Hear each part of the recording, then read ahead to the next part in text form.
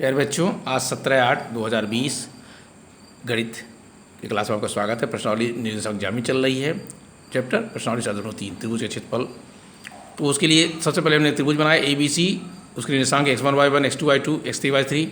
क्षेत्रफल सूत्र होता है, यहाँ से देखिए x1 y1 x2 y2 x3 y3 लिखा हमने 1/2 x1 निकाल दीजिए तो y2 - y3 प्लस x2 रखेंगे तो y3 - y1 प्लस x3 आएगा तो y1 - y2। ये फार्मूला है। हमारे पास सवाल है पहला, उस त्रिभुज के क्षेत्रफल क्या है, इसके शीर्ष दिए गए हैं। तो त्रिभुज में 3 शीर्ष होंगे, 3 शीर्ष होंगे तो उसके निर्देशांक भी होंगे 3, 2 3 ऋण 0 2 ऋण 4। दूसरा खंड है ऋण 5 ऋण 1 3 ऋण 5 5 2।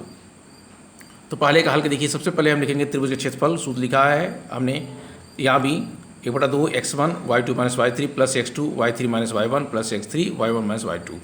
ये हमारा फार्मूला हो गया। इसके बाद मान रख लेंगे तो उसके पहले x1 y1 x2 y2 x3 y3 क्रम से 2 3 ऋण 1 0 2 ऋण 4। अब सूत्र लिखिए 1/2 x1 का मान है 2, देखिए यहाँ से है, और y2 0 है, y3 है ऋण 4। तो चूँकि 2 बार ये तो सूत्र का ऋण है, y3 का मान -4 है तो इसको ब्रैकेट में रखेंगे।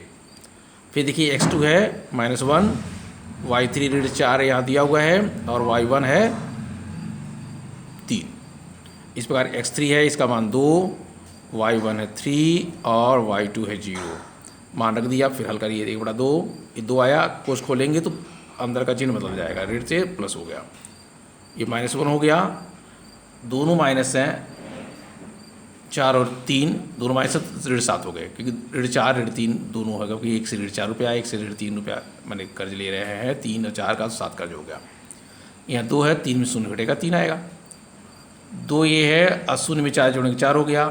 दोनों माइनस अब गुणा हो रहा तो प्लस हो जाएंगे, 7 एकम 7 या 3 दूनी 6। अभी 4 दूनी 8 हो गया, 7 और 6 6 7 13 8 21। तो 1/2 × 21 यानी 21/2 वर्ग मात्रक हो गया। ये पहला प्रश्न था। इसके बाद इसका दूसरा खंड देखेंगे।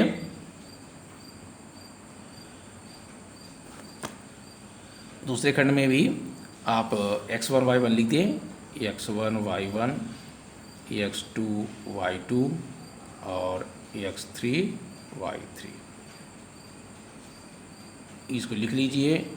इससे क्या होगा कि गलती होने के चांसेस कम होंगे। ऋण 5 और ऋण 1, 3 ऋण 5 और x3 है 5 और 2। ये ध्यान रखना आपको। अब सीधे लिख दें त्रिभुज का क्षेत्रफल। त्रिभुज का क्षेत्रफल, क्योंकि एक ही प्रश्न में सब हमने सूत्र लिखा हुआ है, नहीं तो आप लिख लें 1/2 x1 y2 - y3 plus x2 y3 - y1 plus x3 y1 - y2 bracket बंद। मान रखिए 1/2 x1 का मान कितना दिया है -5, y2 कितना दिया है ये -5, y3 कितना दिया है 2 प्लस x2 कितना है 3, y3 आपका 2 है, y1 कितना है -5। देखिए ध्यान से, ये 2 बार का मतलब ये मसला कुछ बना दीजिए। प्लस x3 कितना दिया है 5, y1 आपका -1, y2 है -5। यहाँ भी दोबारा हो गया तो मतलब कुछ बना लीजिए।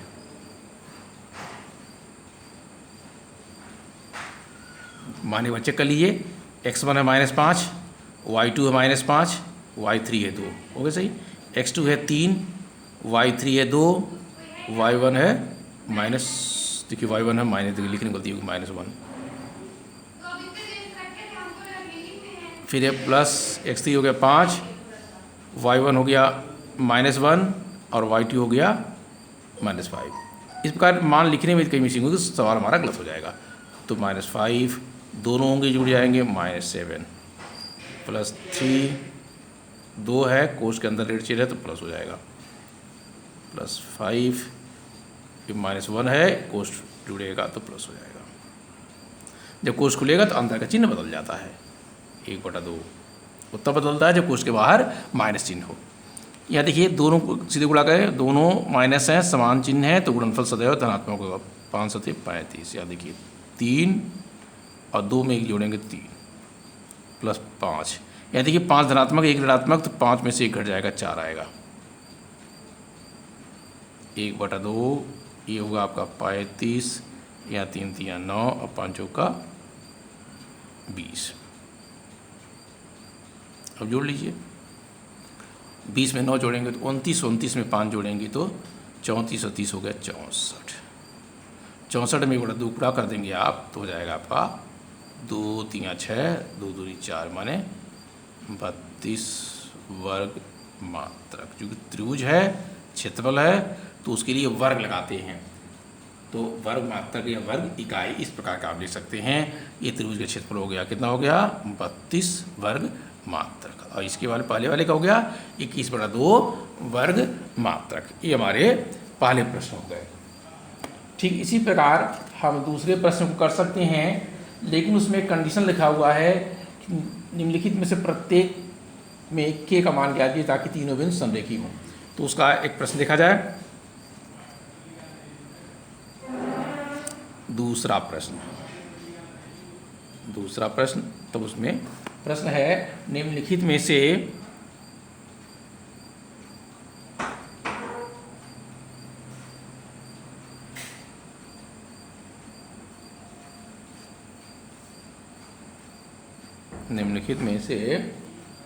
प्रत्येक में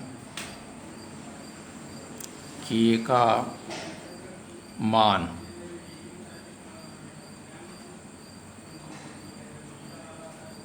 ज्ञात कीजिए, k का मान ज्ञात कीजिए ताकि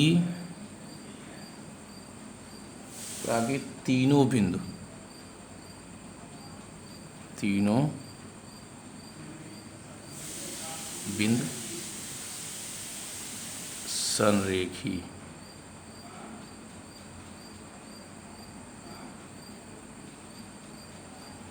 संरेखी हूँ।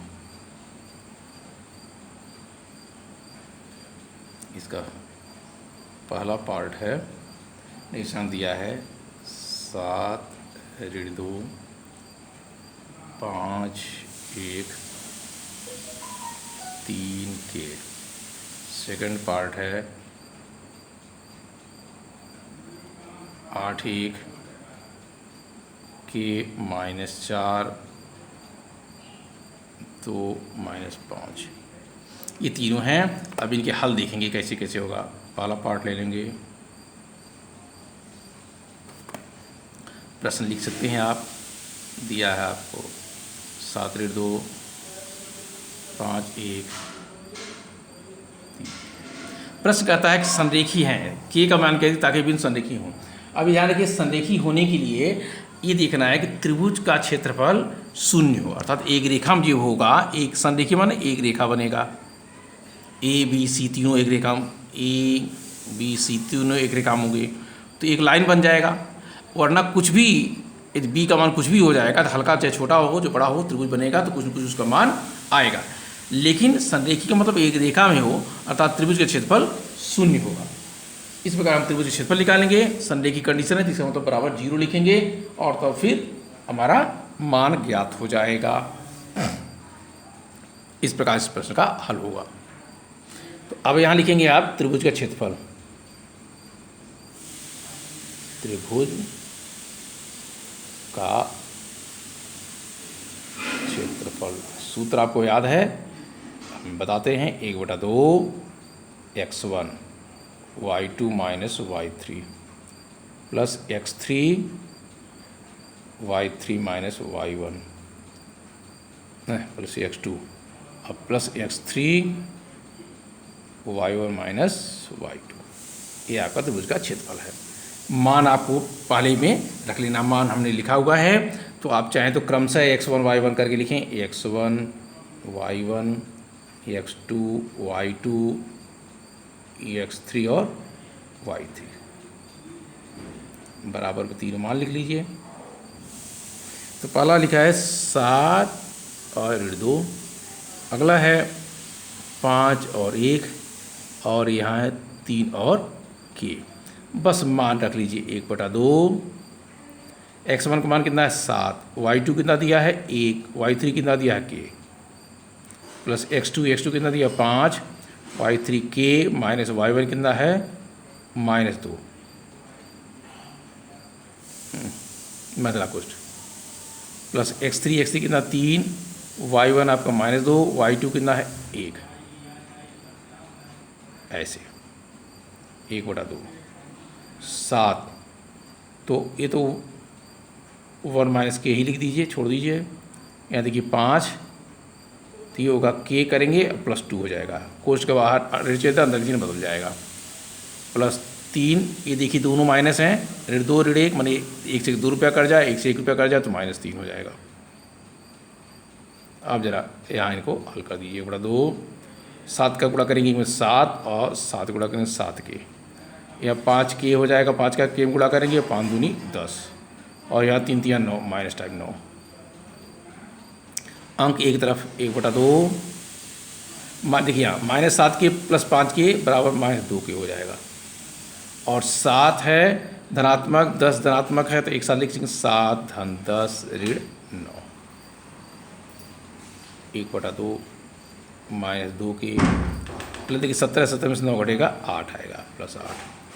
हम चाहें तो यहीं 2 से भाग दे दें, वरना इधर करें। अब ये कंडीशन आपको जानना चाहिए कि संरेखी होने के लिए त्रिभुज का क्षेत्रफल 0 होना चाहिए, या इसको लिख काट भी दीजिए, 2 से भाग देंगे तो -k + 4 हो जाएगा। यहाँ लिखना चाहिए संरेखी होने के लिए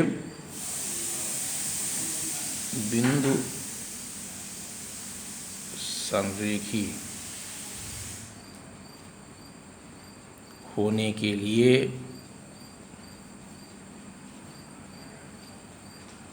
त्रिभुज का क्षेत्रफल 0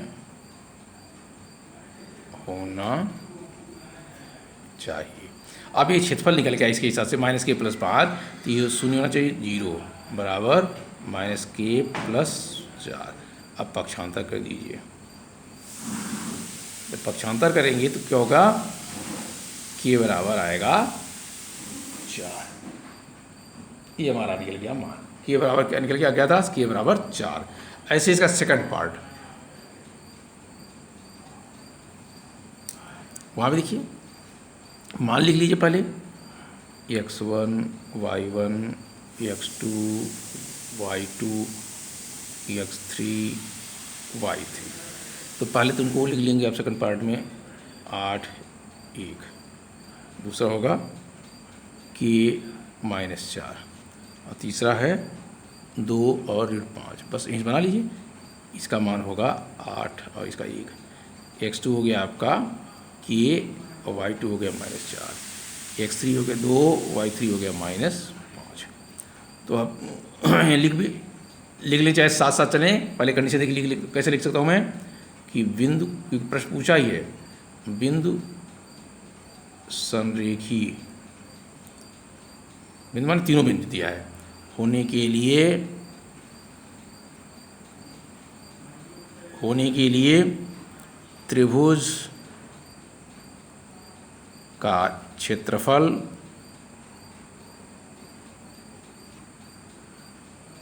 0 होना चाहिए। पहले लिख दिए कोई बात नहीं, अब त्रिभुज के क्षेत्रफल लिख लें आप चाहें तो, सूत्र और नाइबर लिख दिए हैं, लेकिन फिर भी लिख लीजिए, त्रिभुज का क्षेत्रफल बराबर 1/2 x1 ब्रैकेट बनाएंगे y2 - y3 plus x2 y3 - y1 plus x3 y1 - y2, क्रम से चलेंगे, इसमें कोई दिक्कत नहीं।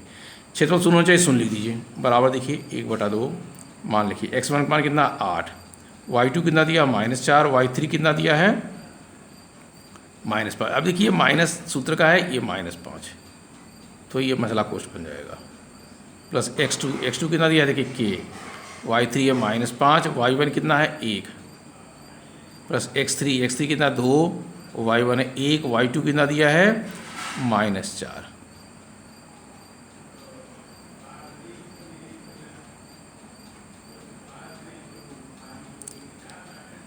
तो अब क्या करेंगे, बराबर 1/2। 8 लिखा हुआ है यहाँ देखिए, -4 कोष्ठ खुल जाएगा तो +5 हो जाएगा, प्लस के दोनों मैंने -5 -1 मिलकर -6, अर्थात 5 1 से कर जा, 1 से 1 से कर जा, +2 1 लिखेंगे कोष्ठ खुल जाएगा, +4 हो जाएगा 1/2। ये 0 लिखते रहें, चाहे लास्ट में लिखिए, कोई बात नहीं। 8 रहेगा। अब यहाँ देखिए 4 ऋणात्मक है, 5 धनात्मक है, तो 5 में 4 कटेगा 1 प्लस के, चलो अभी नहीं गुणा की कोई बात नहीं, +2 4 1 5 दोनों धनात्मक है,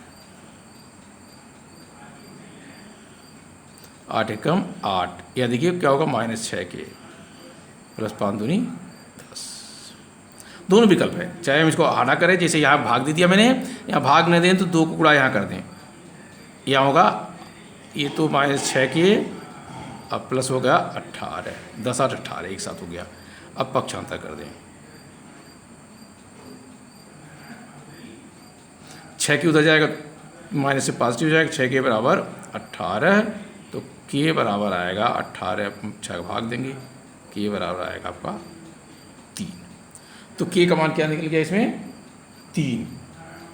लगाने का तरीका है, कोई इसको यहाँ 2 से भाग देता, 0 नहीं गुणा करता, तब पक्षांतर करता, तो उससे कोई फर्क नहीं पड़ता। इस प्रकार है इसमें कि त्रिभुज के सूत्र मालूम हैं तो हम तीनों शीर्ष यदि मालूम है तो उनके मान, उसमें एक अज्ञात राशि है तो क्या लिखेंगे, संरेखी। अब देखेंगे यदि आप पहले चैप्टर में 7.1 में भी संरेखी शब्द एक बार आया है, लेकिन वहाँ 2 बिंदु के बीच की दूरी सूत्र लगेगा।